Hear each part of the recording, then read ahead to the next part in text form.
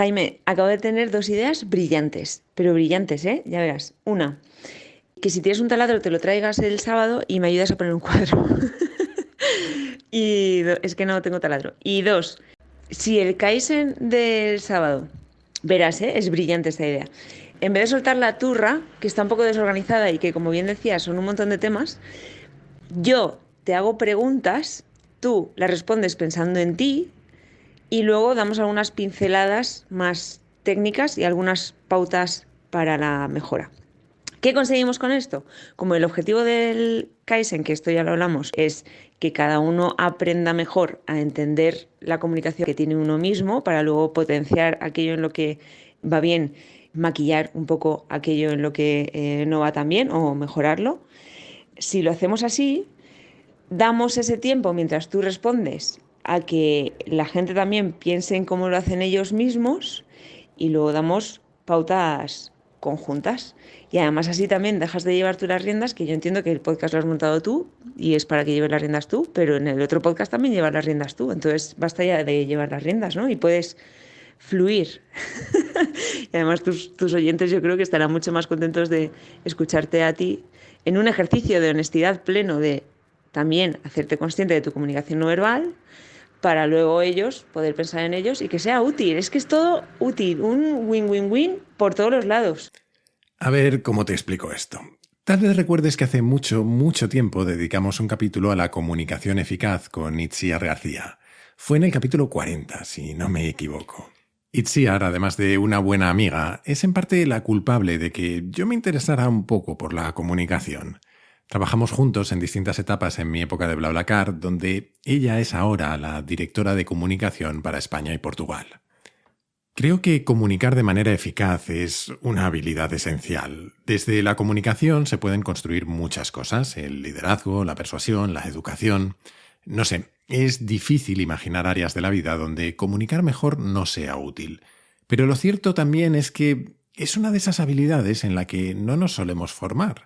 Es poco habitual que alguien nos enseñe a cómo usar las palabras, la voz o nuestros gestos para comunicar.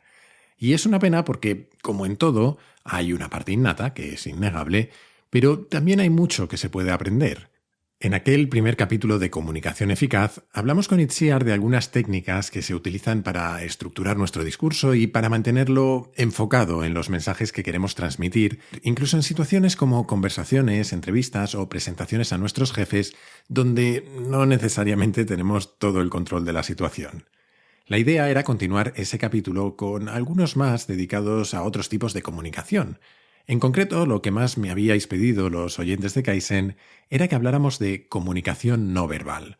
Pero entre unas cosas y otras, y una pandemia y de todo, tardamos más de 80 capítulos en conseguir sentarnos de nuevo a grabar. Y yo, cuadriculado como soy, lo tenía ya todo guionizado y preparado y estructurado hasta la última palabra, cuando unos pocos días antes de grabar recibí esa nota de voz que has escuchado al principio y, bueno, pues no me quedó más remedio que fluir, como dice aquí la amiga. Lo que vas a escuchar es un capítulo un poco distinto a los habituales. Somos dos amigos hablando de comunicación, yo haciendo de conejillo de indias e Itziar usando cada ejemplo para hablar de algunas claves distintas sobre las que cada uno de nosotros nos podemos enfocar. Bueno, ahora te lo explicará ella mejor. Espero que te guste mucho y te animo a seguir a Itziar en Twitter, @ItziarGSagar, todo junto. Su cuenta es una mezcla de comunicación, muchos libros e idas de olla de las suyas. Itziar en estado puro, vamos. Yo solo tengo una cosa más que contarte antes de que empecemos. Quienes oís Kaizen me soléis decir que ya no os caben más libros en casa, que menciono demasiados en el podcast y también que recomiendo muchos en inglés. Pues hoy tengo una buena noticia. Nextory, el patrocinador del capítulo de hoy, os va a venir de maravilla. Nextory es un servicio de suscripción para acceder a miles de ebooks, audiolibros y revistas online en castellano y también en inglés para los frikis como yo. Y con él puedes leer y escuchar todo lo que quieras en cualquier momento y en cualquier lugar a través de tu móvil o de tu tablet. Con Nextory puedes leer muchos de los libros que menciono en Kaizen, como el Pensar rápido, pensar despacio, de Kahneman, o Los peligros de la moralidad, de Pablo Malo, que con ese he dado bastante la turra últimamente. Además, usando el código Kaizen45, todo en mayúsculas y junto, menos los números, que son números, al registrarte a través del enlace que tienes en las notas del capítulo, podrás probar gratis Nextory durante 45 días. Venga, a leer.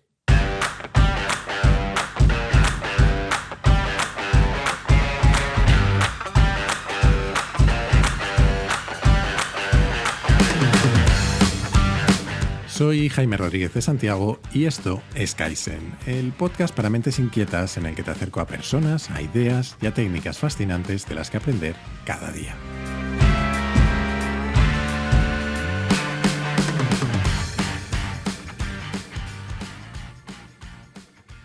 Allá por la prehistoria de Kaizen, en el capítulo 40, engañé a mi buena amiga Itziar para que viniera a hablar de comunicación eficaz y dijimos que había que repetir. Y ha ido pasando el tiempo, y una pandemia, y aquí la amiga se ha hecho de rogar.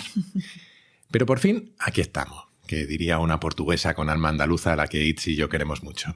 Así que, Itzi, bienvenida de nuevo a Kaizen. Hay que ver lo que te has resistido, ¿eh? Mi buena amiga Itziar no me gusta nada, porque Pepe es bueno, vale, pero el bueno de Pepe es que Pepe es tonto. Esto lo sabemos, ¿no? Entonces, si lo quieres cambiar luego, pues puedes decir... Mi gran amiga Ichi, por ejemplo. ¿Y eso te hace lista? No, eso ya lo traigo de serie. Madre mía, bien empezamos. Aquel primer capítulo que grabamos sobre comunicación tuvo comentarios de todo tipo. La mayoría buenos, eso sí, y muchos pidiendo una segunda parte sobre comunicación no verbal, aunque también hubo quien pensaba que desvariamos demasiado, entre otras cosas porque acabamos hablando de la diversión con banderas de Sheldon y Amy. Bueno, pues creo que tengo una noticia para todos. Lo de hoy promete, en todos los sentidos. Porque hoy vamos a hablar de comunicación no verbal, que no sé yo si es lo más radiofónico del mundo, pero vamos a intentarlo. Eso sí, teníamos un guión más o menos esbozado cuando hace unos días Itziar me mandó un audio que pondremos de introducción a este capítulo en el que básicamente me decía que ni guión ni nada, que íbamos a convertir esto en una especie de interrogatorio o algo así, porque no sé si lo he entendido. A ver, Itzi, ¿qué vamos a hacer hoy? Lo que hemos llamado la versión win-win-win de este capítulo. ¿Por qué? Porque tus oyentes ganan. Vamos a hablar de comunicación no verbal y se trata, y es un ejercicio que pedimos a tus oyentes, de que cada pregunta que yo vaya haciendo sobre distintos aspectos de la comunicación no verbal la vaya empezando sobre ellos mismos. Es decir, cuando yo te pregunte a ti, Jaime, ¿cómo mueves tú tus manos? Ellos, mientras tú respondes, piensen cómo mueven ellos sus manos y se hagan conscientes de su comunicación no verbal. Los oyentes ganan, porque creo que esto se trata de que todos saquemos provecho. Tú ganas porque hablas de ti. Que lo odio. Y yo gano porque así no suelto una turra espantosa sobre estudios de comunicación no verbal que puede hacerse un poco densa, ¿no? Parto de una premisa que es que yo no soy especialista en comunicación no verbal. Y pido perdón si cometo alguna inexactitud en comunicación no verbal, que es un campo además amplísimo y sobre el que hay mucha gente que sabe 100.000 veces más que yo. Antes de pasar al turrón, que si te parece vamos a ir rápido porque la idea es que esto sea muy práctico, ponemos en contexto la comunicación no verbal. Venga. Lo hablamos en el anterior Kaizen, que llamaste comunicación eficaz, si no recuerdo mal, y hablábamos de la regla Mehrabian, que también se conoce como regla 73855. Esos números son los porcentajes que se atribuyen a la comunicación, digamos, el peso que tienen dentro del mensaje. Es decir, en mi mensaje un 7% del peso lo lleva la comunicación verbal, lo que digo, un 38% lo lleva la comunicación paraverbal, que es todo lo relativo, por simplificar, a la voz, y un 55% lo lleva la comunicación no verbal, aparte de la paraverbal. La paraverbal está dentro de la no verbal, pero digamos que toda la parte de imagen, etc. Aclaramos también en ese momento que la regla Mehrabian no es del todo exacta porque Mehrabian lo estudió en un contexto en el que la comunicación verbal y la comunicación no verbal estaban diciendo cosas distintas. Y pusimos el ejemplo de que yo te diga sí y con la cabeza te esté diciendo que no. En ese momento harás más caso a mi comunicación no verbal. Probablemente, pero depende mucho del contexto. Lo que sí está claro es que la comunicación no verbal tiene muchísima relevancia en nuestro mensaje. ¿No? Partimos de ahí. Partimos de ahí. Y vamos al turrón. Y vamos al turrón. Yo estoy aquí porque me has invitado a comer, pero vamos a ver qué sale de este experimento. Vale. Vamos al turrón. Entonces, básicamente, si yo me he enterado bien, Tú me vas a hacer preguntas, yo voy a hacer lo posible por responderlas, pero la idea es que los oyentes puedan responderlas también para sí mismos y que todos intentemos aprender por el proceso, por el camino, algunas claves de cómo comunicar de manera más eficaz con comunicación no verbal, o al menos ser más conscientes de nuestra comunicación no verbal. Eso es, hacernos más conscientes y que piensen, les pido que piensen cada uno en sí mismo, no que piensen en lo que haría el otro, en cómo se comunica su mujer, no, que cada uno piense en sí mismo. Esto viene, y creo que lo podemos aclarar, de una cena en la que estábamos hablando tú y yo de comunicación no verbal, y tú me dijiste que crees que muy poca gente es consciente de cómo comunica en un nivel no verbal. Incluyéndome a mí, de hecho. Incluyéndonos a nosotros. Yo en ese momento te dije que creo que la gente es más consciente de lo que nos pensamos. Entre medias ha habido una pandemia y hemos tenido muchas calls en las que hemos estado horas y horas viéndonos las caras. Uh-huh. Y creo que eso ha cambiado un poco, pero básicamente hay una explicación que es que Dios, por lo que sea, nos ha puesto los ojos para afuera y entonces no nos vemos a nosotros mismos. Hay una recomendación previa que se hace siempre en comunicación no verbal, que es que nos grabemos, que nos escuchemos, que grabemos vídeos en los que no nos estamos viendo mientras nos grabamos, sino que estamos pues, en contextos diferentes y moviéndonos de formas diferentes. Eso nos da mucha información. Venga, dispara. Vale, imagínate que vas a una reunión con un posible partner que no te conoce absolutamente de nada. Cuando digo de nada, es de nada. Es decir, sería rarísimo, pero no sabe ni siquiera cuál es tu rol dentro de la empresa, ¿vale? No sabe nada de ti. Él te espera en una sala de reuniones y tú apareces por la puerta. ¿Qué crees que es lo primero que piensa de ti? Es decir, ¿qué es lo que más le llama la atención de ti a alguien que no te conoce? A ver, a lo mejor soy muy simplón, pero si me creo lo que me ha dicho mucha gente después de conocerme, diría que lo que más piensan es que qué alto soy. Uh-huh. Los últimos tiempos, además, creo que han cambiado mucho y nos solemos ver con mascarilla, lo cual creo que también cambia esa primera impresión, porque yo siempre procuro recibir a todo el mundo con una sonrisa, aunque también me han dicho que doy imagen de serio, luego lo discutiremos. Pero bueno, en un primer vistazo diría que seguramente lo que más llama la atención es la altura, probablemente. Completamente. Ahí hay que tener en cuenta, y ya empezamos a meter algunas pildoritas, que la primera impresión que nos causa una persona, y hay cierto consenso en cuanto a esto, se produce en 7 segundos. Digo que hay cierto consenso porque hay una parte del cerebro más instintivo de nuestro sistema límbico que tiene reacciones previas, pero que esa primera impresión de los primeros 7 segundos se queda bastante fijada. Y ahí no entro en porcentajes porque hay estudios que hablan de distintos porcentajes, pero en general, gran peso de la opinión que tenemos sobre una persona se ha formado en los primeros 7 segundos en los que hemos conocido a esa persona. No recordaré las cifras exactas, pero en un libro con el que he dado mucho la turra últimamente, que es el de Pablo Malo, de Los peligros de la moralidad, en un determinado momento él habla de cómo nuestro cerebro reacciona ante el encuentro con otra persona y cómo inmediatamente en los primeros microsegundos de esa interacción lo primero que hacemos es clasificar inmediatamente a esa persona como amenaza o no y como potencial compañero o compañera de procreación o no. Eso se hace de una forma casi automática y por supuesto inconsciente, ¿no? Y a partir de ahí luego ya empezamos a bajar por el orden de clasificación en términos de si pertenece a nuestra tribu o no, cosas así, ¿no? Invito a todo el mundo, dado que he recomendado ese libro muchas veces, a pegarle un vistazo, porque también habla de cómo eso es incluso cierto en los bebés y cómo los bebés pueden o no determinar que alguien es de una raza distinta a ellos o no. Vamos a hablar luego, porque eso tiene mucha relación con el modelo de calidez y competencia, del que vamos a hablar luego, pero nos quedamos en la primera respuesta que has dado, que es que la gente piensa que eres alto. Y es que hay que tener en cuenta que hay una primera impresión física, ¿no? Muy clara y muy obvia. Hay un psicólogo que se llama Herbert Sheldon que en 1940 hace un estudio al que llama de los somatotipos, que son categorías en las que clasificamos al cuerpo según su forma. Este estudio viene de un estudio previo de otro psicólogo, creo, que se llama Kretschmer, que intenta vincular nuestro físico a nuestro carácter. De ahí salen cosas curiosas. El caso es que Herbert Sheldon habla de 3 somatotipos puros, que te voy a introducir para pedirte que te intentes categorizar en alguno de ellos.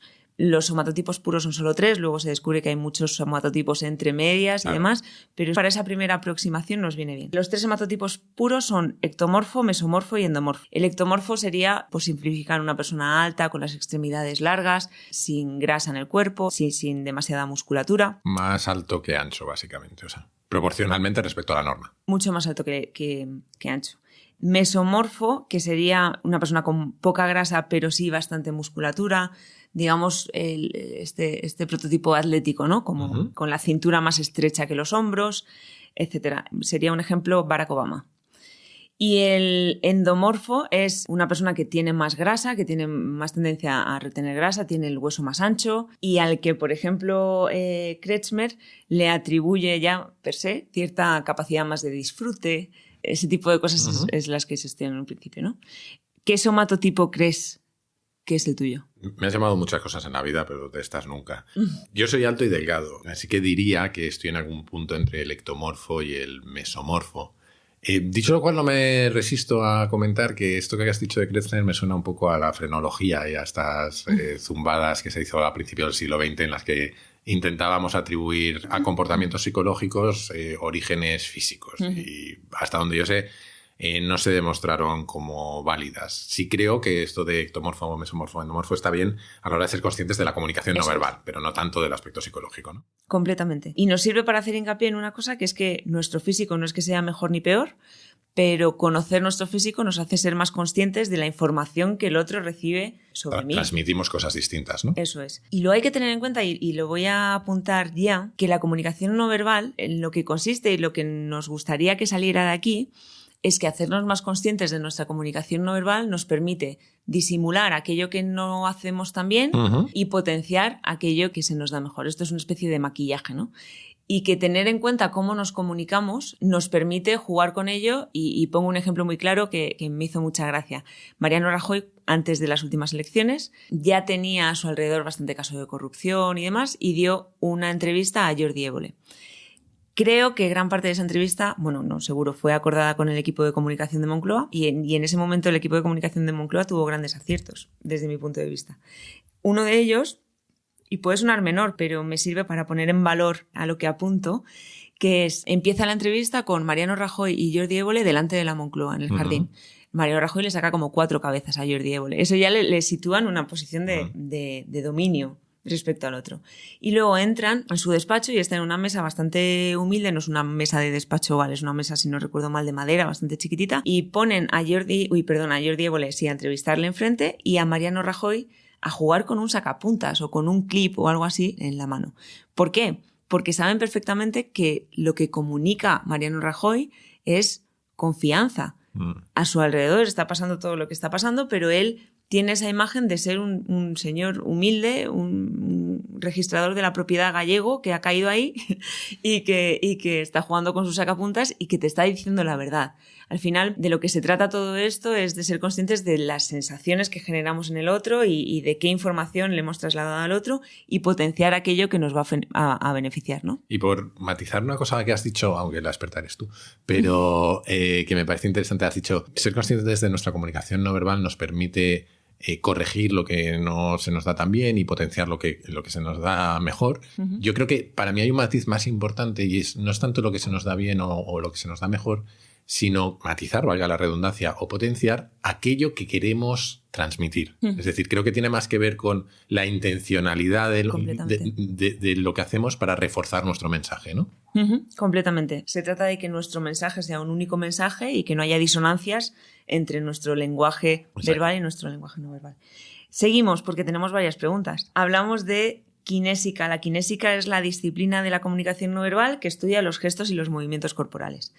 ¿Cuáles son las posturas que más repites? ¿Cómo crees que andas por la calle? ¿Más encorvado o menos encorvado? ¿Cómo te sientas? ¿Cuáles son tus posturas más habituales? A ver, yo no soy muy consciente de ello y seguramente debería serlo más, especialmente cuando doy charlas o clases, porque creo que es importante cómo te mueves y cómo te posicionas, ¿no? Cuando hablo de pie, tiendo a mantener una postura bastante erguida. De hecho, tengo cierta obsesión con eso, porque mi padre, que era muy alto, iba siempre encorvado. Entonces, desde pequeñito he tenido la obsesión de ir tieso. Suelo apoyar parte del peso sobre una de las 2 piernas y suelo gesticular desde una posición quieto. Aunque creo que tampoco gesticulo mucho. En cuanto a lo de sentarme, ahora estoy sentado más o menos normal, pero soy un desastre. Yo me tiro en la silla de la forma que pille, generalmente me hundo en ella y con las piernas lo más estiradas que puedo, porque como soy alto, normalmente las sillas no están hechas a mi proporción. Entonces estoy como incómodo y me acabo como tumbando. Ya me ha imaginado todo el mundo recostado. No, la verdad es que en muchos de los cursos de comunicación no verbal, en portavocía, se enseña mucho la estatua, que es esta postura erguida, pies en paralelo a la anchura de las caderas, cadera ligeramente echada hacia adelante, digamos, escápulas juntas, o sea, estirados, cabeza alta, y tú clavas la estatua siempre. No sé si, no sabía que te venía por la obsesión de lo de tu padre, pero es curioso porque además los altos siempre tendéis a agacharos. Un apunte en este respecto a la kinésica y respecto a la formación de portavocía.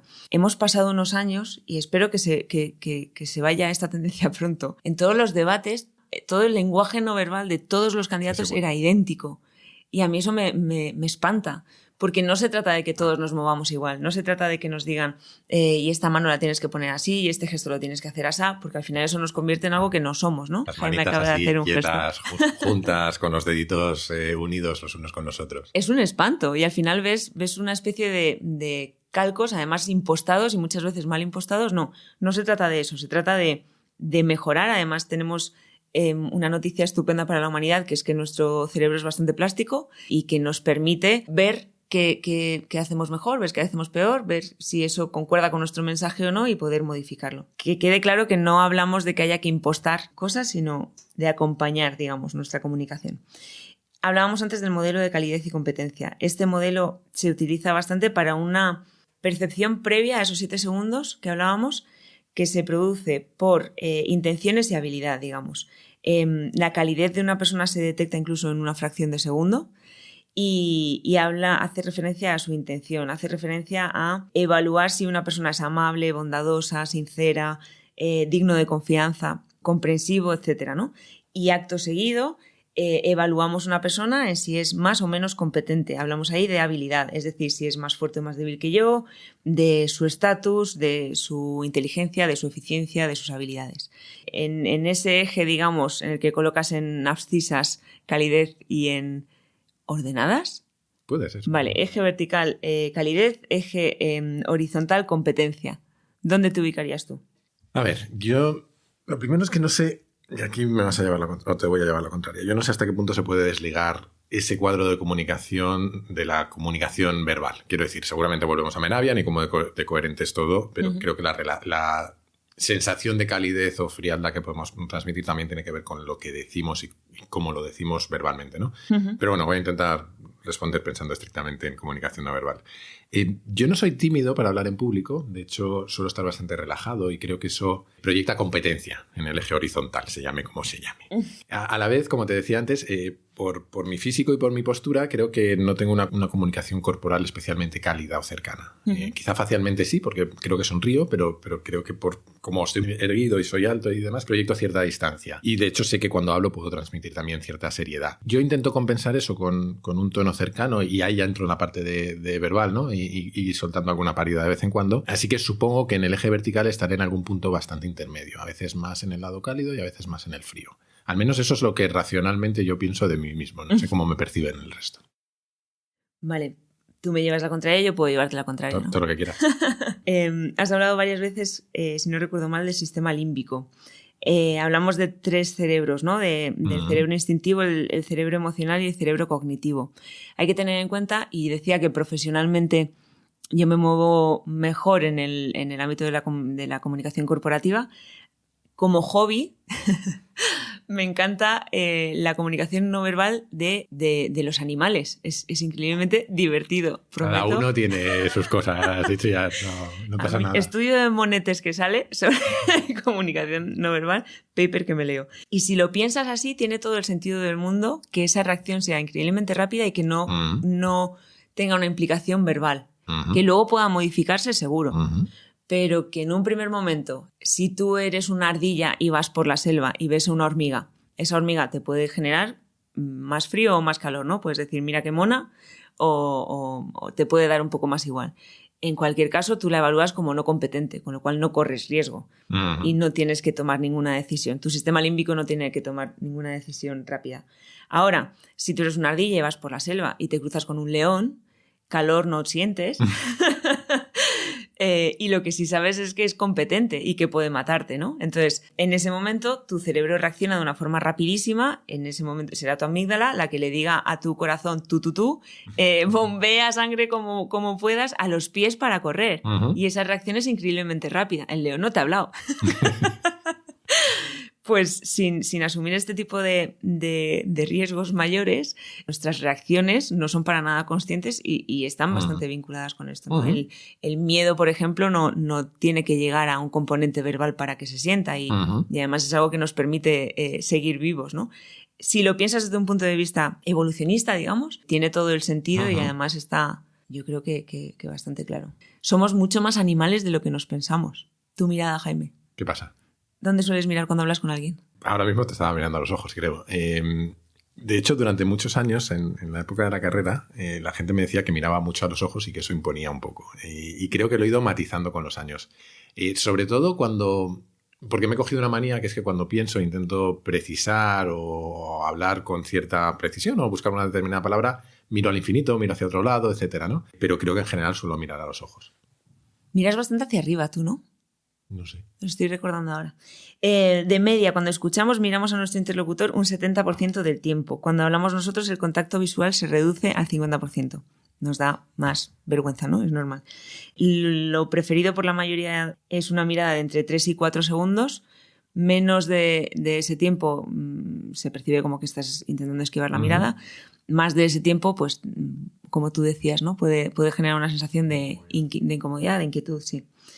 Y solo un breve apunte sobre esto, la importancia de las cejas, del marco de la mirada y de cómo cambia nuestra...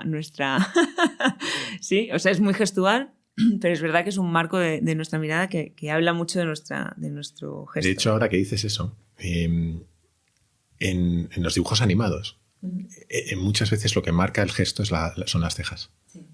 Y de hecho estaba acordándome de una animación que se hizo súper famosa en internet. Bueno, esto sí que es prehistoria.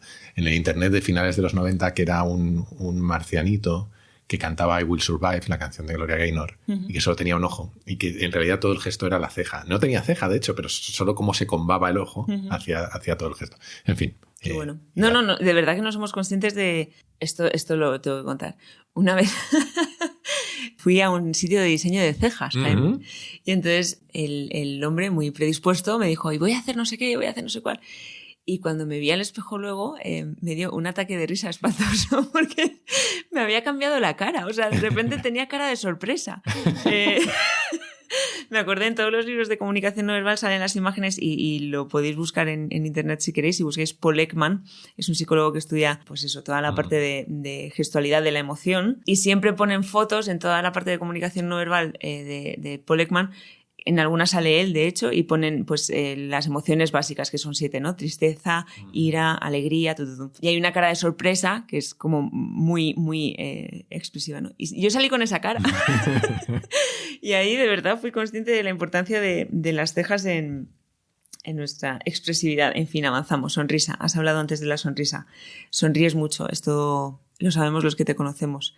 ¿Cómo sonríes? ¿Qué crees que transmites tú con esa sonrisa? No lo sé, es que es mi gesto por defecto, en general, cuando veo a alguien o solo cuando escucho, de hecho. De hecho, ahora que llevamos unos cuantos capítulos de Nada que Ganar grabados y los estoy editando yo en vídeo, cuando los veo me parece que estoy todo el rato sonriendo como si fuera idiota, pero es que estoy así, también es que me lo paso muy bien.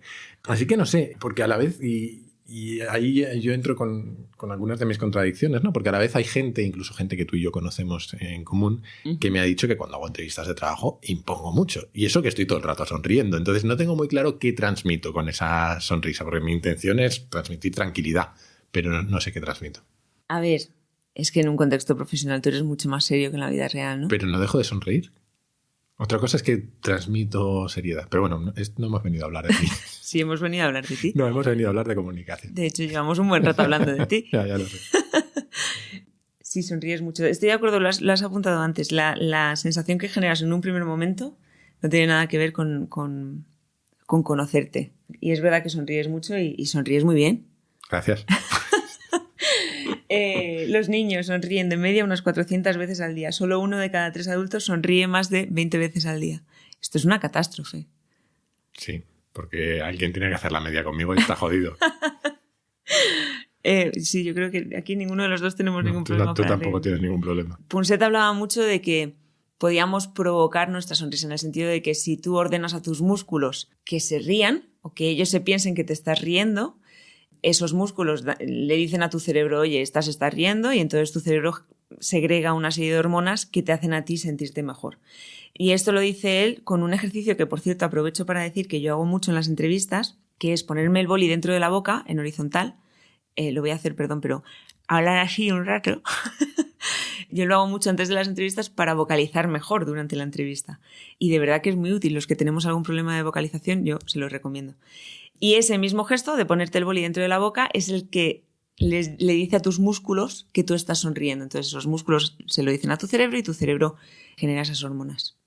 He leído en varias ocasiones que hay un cierto efecto de realimentación entre que sonriamos y nos sintamos felices y entre que nos sintamos felices y sonriamos. Es decir, que los gestos físicos también nos provocan o nos estimulan los mismos, probablemente los mismos caminos neuronales que tiene la felicidad y de alguna manera se autogenera, ¿no? Hay además un clásico de lo que ahora se llama desarrollo personal, que toda la vida fue autoayuda, que tiene un título completamente terrible, como casi todos esos libros, que es el de Dale Carnegie, y se llama Cómo hacer amigos e influir en la gente, o algo así.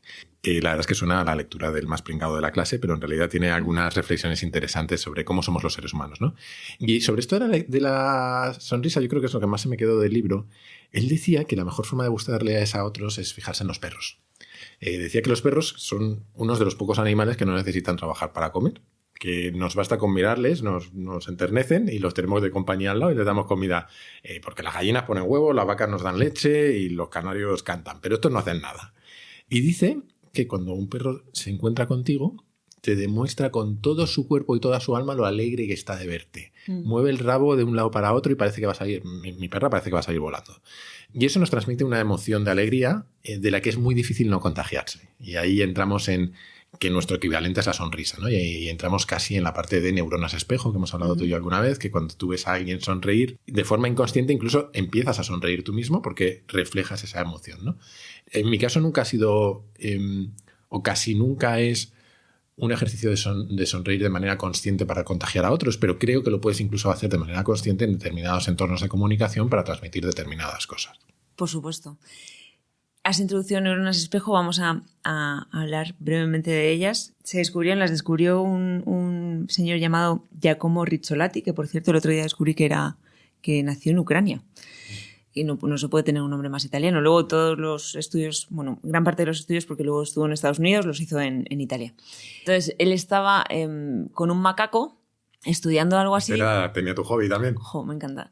No recuerdo exactamente qué estaba estudiando, como algo de cómo cogía el mono algo. El caso es que tenía el macaco electrodos puestos en la cabeza y estaban en el laboratorio. Uno de sus ayudantes, esto en mi cabeza es con un sándwich, pero no creo que me lo he inventado. Uno de sus ayudantes saca un sándwich, el caso es que empieza a comer. Y esos electrodos empiezan a registrar una actividad neuronal en el macaco que viene a decir que el mono está comiendo. Entonces Rizzolatti dice, no, este mono no está comiendo porque él se piensa que está comiendo. Y de ahí se empiezan a estudiar las neuronas espejo. Que no es solo que se contagie la sensación que está viviendo el otro, o sea, es incluso un paso más de la empatía, que es que nosotros podemos sentir lo que otro está sintiendo, ¿no?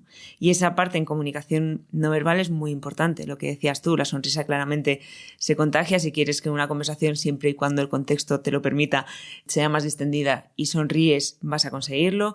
Invito a tus oyentes a que busquen Mirroring Obama. Obama es como el rey del mirroring. Le pongo como rey en varias cosas, que en comunicación no verbal es un poco el rey. Y en todas las entrevistas que tiene, si el otro se pone la chaqueta en el hombro, Obama hace esa postura. ¿Qué consigues con eso? Que el otro se sienta mucho más cómodo hablando contigo. Eso lo vemos en cualquier conversación. Cuando tienen las dos personas un gesto abierto y están predispuestos a hablar, eso va a fluir de una forma mucho más fácil, ¿no?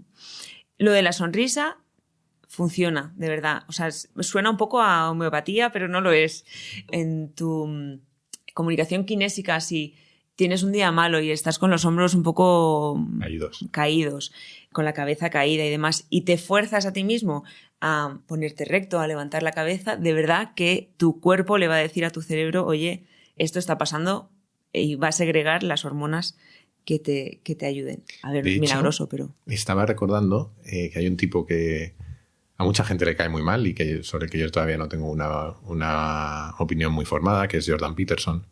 Tengo un libro que tengo a medio leer que se llama 12 reglas para la vida. Y creo recordar que una de las reglas era camina erguido, por el hecho de que te realimentas a ti mismo con esa propia postura, sobre tu sensación de cómo estás en la vida, cómo estás en cada día, etc. Pero bueno, lo dejaremos para cuando lo tratemos en Kaizen. Completamente, y los gestos de poder, por ejemplo, eso se ve mucho, ¿no? Y hay muchos portavoces que lo hacen, eso es. Aclaración, Jaime acaba de poner la postura de Superman, que le llamamos, que es la de gesto de poder previo a dar una charla, por ejemplo. O sea, si un portavoz se pone con las manos en las caderas, en jarras, digamos, lo que hablábamos antes, los pies en paralelo a la altura de las caderas, la cabeza un poco levantada, mirando hacia arriba. Como si fuera a bailar una muñeira o una jota o algo así. Tal cual, que es un gesto de poder bastante clásico. Le has dicho a tu cuerpo, oye, tienes poder, entonces sales con otra predisposición al escenario. Esto se hace, ¿eh? Esto es muy real. Jaime, hablamos de tus gestos emblemáticos. Intentémoslo. Te anuncio 5 categorías y tú me dices si en alguno de ellos crees que destacas. Gestos emblemáticos son los gestos voluntarios y conscientes que tienen un significado concreto. Imagínate que te has caído, estás en la acera de enfrente, te has caído y cuando te levantas me miras y subes tu pulgar. Pues me estás diciendo que estás bien, ¿no? Gestos ilustradores, gestos neutros que acompañan a nuestra comunicación verbal, es decir, señalar cuando estás hablando de algo, por ejemplo. Gestos reguladores, los que ordenan la conversación, todos estos gestos de hacer con la mano 1, 2, 3 o de organizar por bloques, digamos, con las manos. Demostraciones de afecto, que son los gestos que comunican emociones, y adaptadores, gestiones de emoción por incomodidad, pues tocase mucho el pelo, tocase mucho la oreja, este tipo de gestos. No tengo ni idea. Pensando un poco precisamente en los vídeos de Nada que Ganar, yo veo un montón de gestos involuntarios por mi lado. Y no necesariamente de incomodidad, pero sí que tengo tics, ¿no? Pasarme la mano por la barba o la barbilla mientras pienso, rascarme la coronilla, que es una cosa horrible que hago, pero que me sale naturalmente. Sí es cierto que, por ejemplo, cuando saludo a alguien en la vida en general, pero en particular por videoconferencia, a alguien un poco cercano, hago el gesto que me has hecho tú al recibirme en tu casa, que es abrir los brazos como si fueras a darle un abrazo a alguien, ¿no? Aunque luego soy lo menos de contacto físico que te puedas imaginar. De todas formas, y quizás define mi vida, creo que el gesto que más hago es el del emoji este que se encoge de hombros y le pone las manos así para arriba porque no entiendo nunca nada. Creo que ese es el gesto que más hago. No soy muy consciente de la manera en la que gesticulo y sí sé, por ejemplo, que creo que los has llamado reguladores y sé que hago gestos reguladores y lo estoy haciendo ahora mismo con la mano, pero no soy particularmente consciente. Gesticulas bastante. Eres bastante expresivo con la mirada, haces muchos gestos con los ojos y luego con las manos gesticulas un montón también. Aquí se suele hablar, y hay un libro de comunicación no verbal que suele ser el primero que se lee cuando empiezas a leer sobre comunicación no verbal, que es de Flora Davis, que habla mucho de esa parte que a mí me gusta de la comunicación no verbal, más evolucionista, más de animales y demás. Y dedica mucho espacio, porque tiene mucho peso en comunicación no verbal, a lo que llama el flirteo y el galanteo, que esas dos palabras son bastante maravillosas, y a la seducción también en el mundo animal, ¿no? Hay animales más obvios, como el pavo real, y hay animales menos obvios. Y dentro de los humanos hay personas más obvias y menos obvias. A mí me hace mucha gracia, Jaime está en mi casa y vivo enfrente del que era mi instituto. Y muchas veces hago coincidir su hora de salida del instituto con mi hora de fumarme el cigarro asomada a la ventana, porque son increíblemente obvios en todos sus gestos y es maravilloso en sus miradas, en su comportamiento, en todo. El día que me vuelva ya loca del todo, empezaré a gritarles como, a ver, tú, deja que esa que no le gustas. A la que le gustas es a la otra, porque ya solo en miradas, en gestos, es maravilloso. Y ahí hay mucho componente no verbal, básicamente casi todo es componente no verbal, ¿no? Estoy deseando ver esa noticia en el periódico de sucesos de señora se pone a gritar a niños desde la ventana. Pues es que es muy divertido. Tú además vives cerca de un cole también. Es increíblemente divertido ver a los adolescentes en su comportamiento no verbal y reconozco que me gusta más al lado del instituto para allá hay un cole que también se ve desde la ventana y salen los niños de primaria, los chiquititos, pues eso, completamente escopetados, corriendo mal, con los brazos coordinados mal, el abrigo a medio poner, los brazos súper altos para abrazar al abuelo que le ha venido a recoger y toda esa expresividad me parece súper bonita. Y aquí un punto que sí quería hablar, que es que en los niños y las niñas se mueven de una forma muy, muy, muy similar. ¿Por qué hay diferencias en el comportamiento, sobre todo en la kinésica, de hombres y de mujeres? Se han hecho muchos estudios para descubrir si es algo fisiológico, si es algo neurológico, de dónde nos viene esto, y parece que hay cierto consenso en que es algo cultural, es algo que debemos a nuestro contexto cultural. Eso con los niños lo veo una barbaridad. Los niños y las niñas salen igual de escopetados, igual de desorganizados, igual de todo. Y cuando les ves en el instituto, les veo en la puerta de al lado, ya se comportan de otra forma distinta. Las chicas tienen una kinésica mucho más comedida, mucho más cerrada, los hombros están más bajados, las piernas están más cruzadas. No hay gestos de poder, no hay gestos de levantar los brazos, por ejemplo, no hay gestos excesivamente expresivos. Hay una cosa que dice, he hablado de Pousset, su hija, Elsa, en las charlas que da, suele decir que a su hija le obliga, está en ese periodo preadolescente en el que empezamos a modificar nuestra conducta por el contexto cultural, y le obliga cuando sale de casa y va a ir al autobús para el cole, a levantar los brazos. Y entonces a que mantengamos esos gestos más expresivos y esos gestos de poder. ¿Ibas a decir algo? No iba a decir nada. Iba a decir, o estaba pensando, que yo no sé suficiente de este tema y que me lo voy a estudiar y otro día lo debatimos, porque me suena extraño que sea plenamente cultural. Solo para empezar, por la época de la vida en la que cambia, donde hay un cambio hormonal brutal en hombres y en mujeres, por el tipo de gestos y mucha de la historia evolucionista que tenemos respecto al papel del hombre en enfrentamientos con otros y la necesidad de las posturas de poder, etc. Me hace pensar que seguramente, como en todo, haya una componente cultural y otra componente biológica. Y quizá el último argumento que me venía a la cabeza era también que, con sus matices y diferencias, creo que encontramos muchas similitudes en el lenguaje corporal de las mujeres en distintas culturas y de los hombres en distintas culturas. Pero creo que esto es para otro capítulo.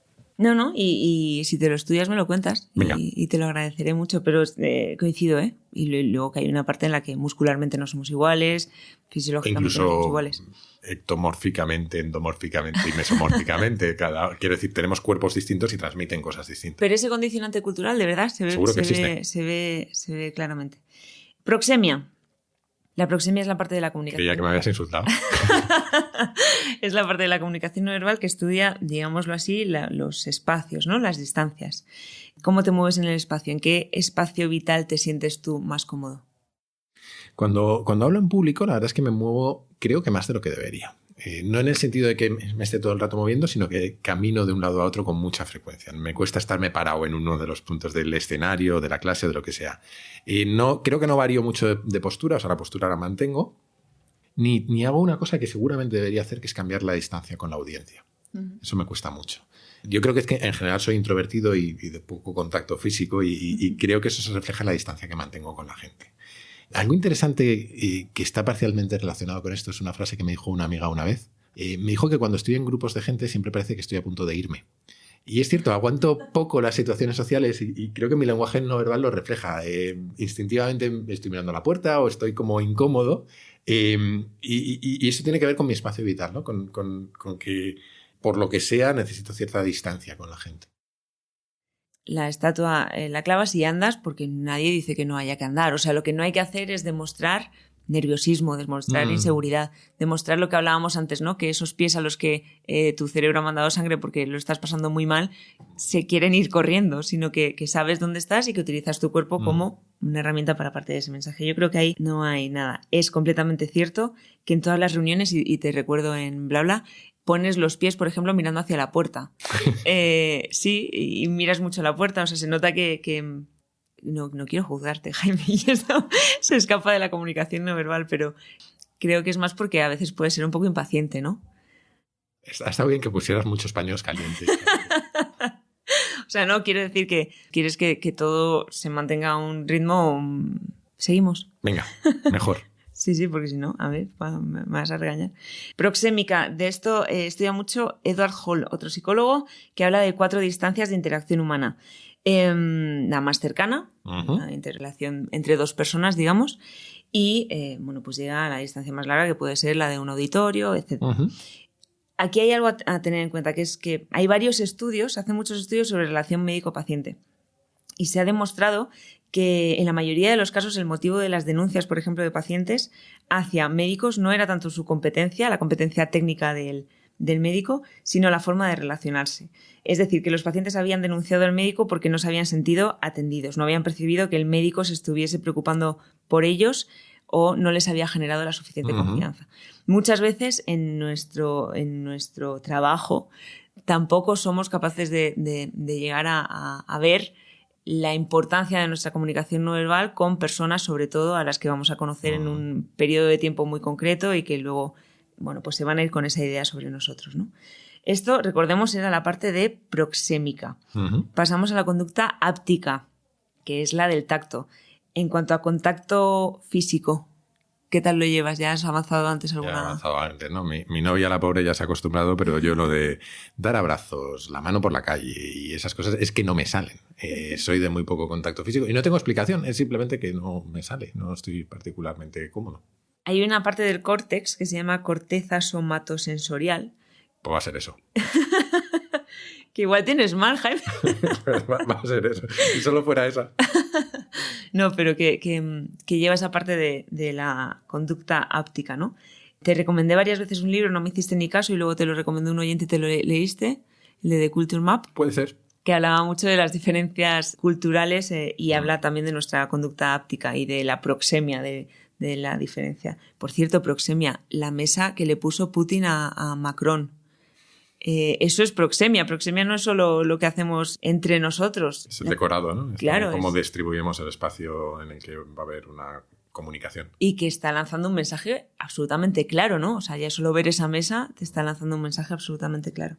Hay un estudio del emperador Federico II, el estudio es atroz, metió a 30 bebés en una sala y puso a gente para que les llevaran comida, bebida, o sea, que tuvieran lo suficiente para sobrevivir, pero no podían tener ningún gesto de cariño hacia ellos, no les podían coger, no podía haber nada táctil, ¿no?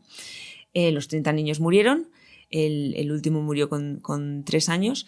Y este señor, de una forma bastante atroz, pero luego los estudios han seguido, gracias a Dios, por otras vías. Yo no le veo el problema al estudio. Te interesarán unos estudios que hicieron los alemanes años más tarde, Jaime. Pero viene a decir que la parte táctil tiene mucha relevancia, ¿no? Y que de hecho hay, insisto, una zona de nuestro cerebro dedicada a eso y que sobre todo en determinados momentos de nuestra vida es increíblemente necesaria. El olfato. ¿Das mucha importancia a los olores? Sí, no son malos, ¿no? No, en general no le doy importancia en la medida en la que sí es cierto que prefiero pocos olores sutiles o que las cosas no huelan. No es algo que sea importante en mi vida. De hecho, enseguida me saturo con las colonias o los perfumes y la puñetera moda del marketing olfativo esa me tiene comida la moral. Esta mañana he pasado por un muy mucho. ¿Sabes cuál es? No, pero les vamos a destrozar ahora mismo aquí, ¿no? Me parece... No, pues utilizo este altavoz para denunciar. Es que eso debería, o sea, eso es terrorismo olfativo, ¿no? Es que la tienda más cercana está a 1 kilómetro de mi casa y hay veces que la huelo, yo creo. Pero estoy completamente de acuerdo, es terrible. Dato, los ratones tienen 1.300 genes dedicados al olfato, los humanos tenemos 350.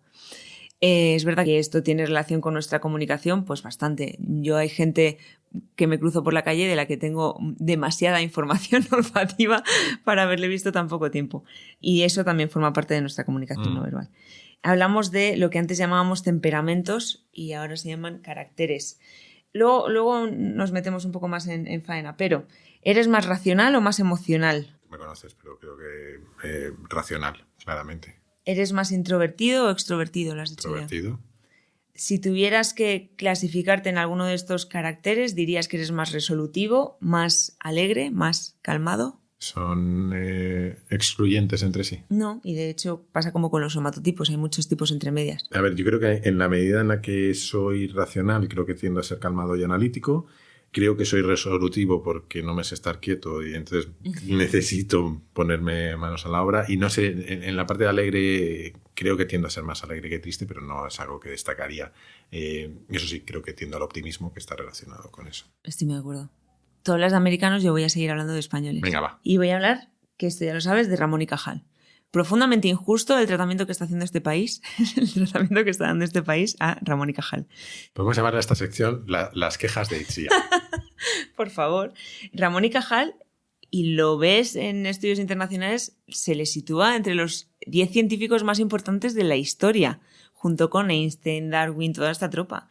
Y aquí tenemos una tumba suya que está hecha un cristiño en la Almudena, que nadie es capaz ni siquiera de limpiar, y no hay... Esto lo dice mucho Arzuaga, que por cierto ya te dije que deberías invitarle y ojalá un Kaizen con Arzuaga, pero lo dice mucho él, debería haber un museo nacional que se llamara Ramón y Cajal, que fuera bastante futurista y que hablara del cerebro. Es uno de los grandes padres de la neurología. La neurología es una de las ciencias que más desarrollo está teniendo ahora mismo. Elevemos a donde debería estar a Ramón y Cajal. Hay una frase de Ramón y Cajal que dice: el cerebro humano es como una máquina de acuñar monedas. Si echas en ella metal impuro, obtendrás escoria. Si echas oro, obtendrás moneda de ley. Garbage in, garbage out, que dicen los americanos. Si metes basura en un sitio, solo sacas basura. Pues lo dijo Ramón y Cajal. Claro que sí, porque era más listo que los americanos, seguro. Paraverbal, Jaime. ¿Cómo es tu voz? ¿Es más grave? ¿Es más aguda? Lo bueno de esta pregunta es que la gente nos está escuchando y la puede responder por sí misma. Debería recordarte además que tengo un oído que es especialmente inútil. Dicho esto, creo que llego a poder decir que mi voz es grave, aunque me parece que la escucho mucho más grave de lo que realmente es. Tu voz es innegablemente bonita. Gracias. Lo que no sé si todos tus oyentes saben es que es mentira. Es que tú en la vida real no hablas así. Impostas tu voz, que esto es algo que hacemos todos en determinado momento. Ah, dices en el podcast, sí, claro. Y de hecho, a ti se te nota mucho que en las entrevistas no hablas igual O que... en Nada que ganar. O en Nada que ganar. Y esto es algo perfectamente normal. Te decía antes que un buen amigo al que conoces me decía que sus audios no le valen porque él por dentro suena increíblemente sexy, pero luego en los audios se escucha una voz muy, muy nasal. El mundo de lo paraverbal nos divide a los humanos en dos grupos: los que escuchamos nuestros audios después de enviarlos y los que prefieren no escucharlos. Y luego están los que tienen podcast, que eso ya estamos tarados del todo. Hay cierta correlación si tienes la voz grave y hay estudios que demuestran que hay cierta correlación, que no causalidad, entre tonos más profundos, o sea, frecuencias más bajas, para llevarlo a un extremo, la voz de Barry White, y un mayor éxito en la selección profesional, de amigos, de pareja, etc. Por lo general, se piensa que las voces más graves generan mayor confianza. Hay una peli de Meryl Streep, si no recuerdo mal, La Dama de Hierro, ¿no?, en la que se ve cómo Margaret Thatcher, guiada por su equipo de comunicación, hizo determinados ejercicios para conseguir una voz más grave. Pensemos en el momento en el que vivía Margaret Thatcher, ella cuando salía ya como primera ministra, antes incluso, la bancada contraria, digamos, luego le hacía burla, hacía mucho no, como para generarle a ella intranquilidad, digamos. Consiguió disminuir más de 20 hercios su frecuencia fundamental. Esto quiere decir que nuestra comunicación paraverbal puede reeducarse plenamente, que hay grandes profesionales que trabajan en este campo y que podemos aprender mucho de ella. Y una curiosidad sobre el tema de las voces. Lo que consideramos una voz sexy o no cambia mucho en las culturas. Yo invitaría a todo el mundo a escuchar alguna vez o ponerse alguna película de Bruce Willis en versión original, porque tiene una vocecita completamente ridícula comparada con la de Ramón Langa, que es el que le dobla en España. Y Bruce Willis en Estados Unidos es considerado sexy también, no era considerado sexy en aquella época, ahora no lo sé. Y la voz es muy, muy diferente, es muy, muy curioso. Vamos con la prosodia. Acabamos de hacer paraverbal, la prosodia forma parte de la paraverbal, pero habla más de las funciones de la voz, que estructuran el flujo de la oralidad. Es una parte consciente.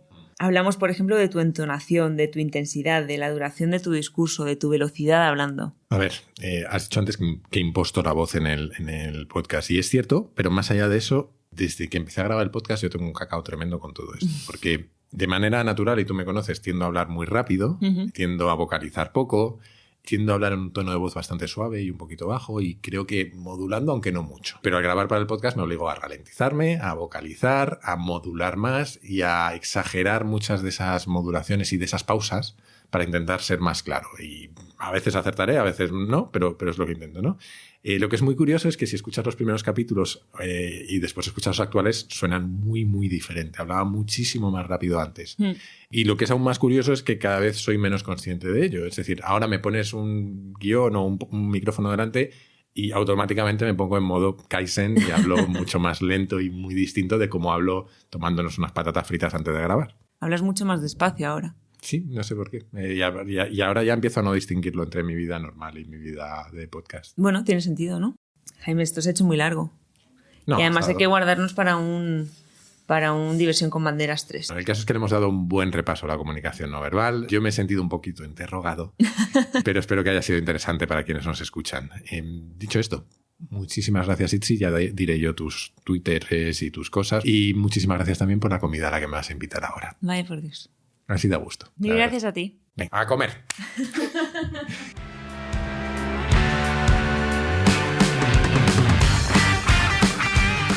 Y hasta aquí el capítulo de hoy. La comunicación no verbal no es lo más radiofónico del mundo, pero espero que te haya sido útil.